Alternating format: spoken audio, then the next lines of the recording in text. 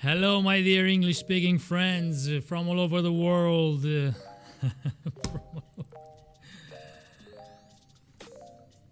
Hello, my dear English-speaking friends. How are you doing?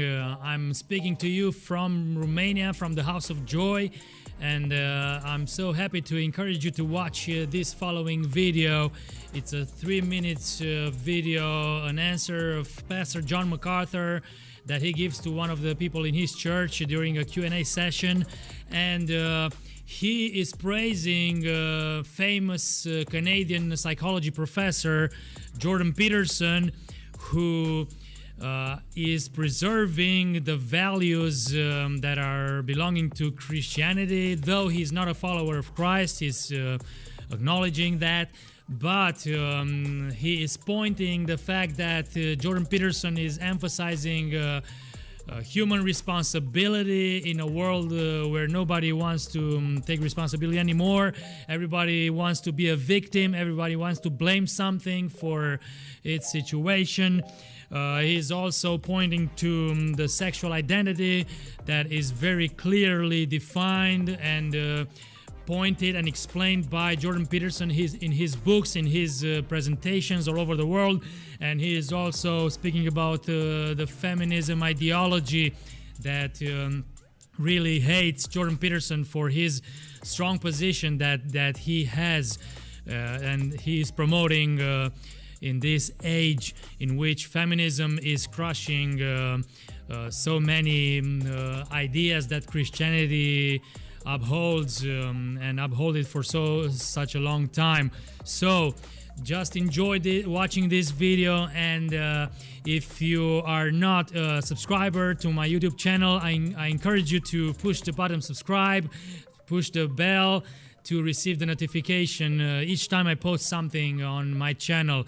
I do this both in Romanian and in English, so each time you see something that resonates with your language, that you can understand reading, that means that that's for you. God bless you, and see you in my next post. Bye. During the video that I told you about, you will see John MacArthur portrayed in a very weird way. It's a fake photo, him holding a bottle of liquor. That's not his position. It's not the case for him to do such a thing in public and not even privately, probably. So just get over that and just listen to his words regarding of the way he is portrayed. See you. I have a concern about someone who is having a lot of influence on young men in our society, who provides common sense direction for living in this world. The problem is that it is giving them a false sense of understanding of true righteousness when they follow the directions of this person, Jordan Peterson, right? It gives them the sense that they are doing well as men, but it obscures the real state of their being and need for Christ. I was wondering if you have any plans of meeting with Jordan Peterson in the future.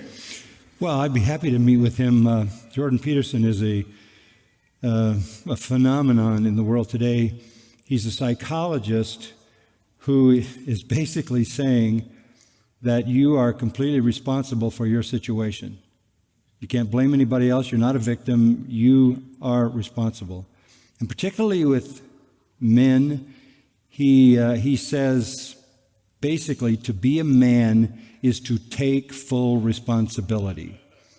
That in itself has alienated him from the entire world of psychology, because he doesn't want to blame anybody. The good thing about Jordan Peterson, the simple way to understand it is this.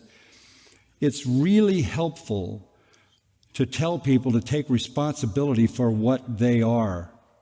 That is a helpful reality. But by his own confession, he does not acknowledge that he believes in God or Christ or the gospel or the Bible. Again, a doctor can do good. An exercise therapist can do good on a human level.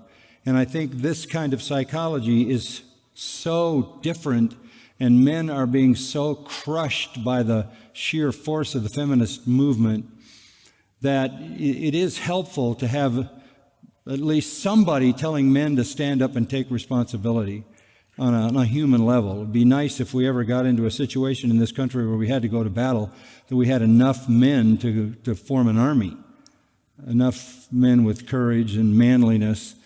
So I think Jordan Peterson is saying something that's so infuriating to the feminist agenda. And he also goes so far as to say, if you're a man, you're a man. If you're a woman, you're a woman.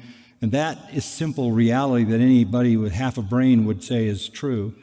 I just like the idea that he is forcing people to take responsibility for their conduct.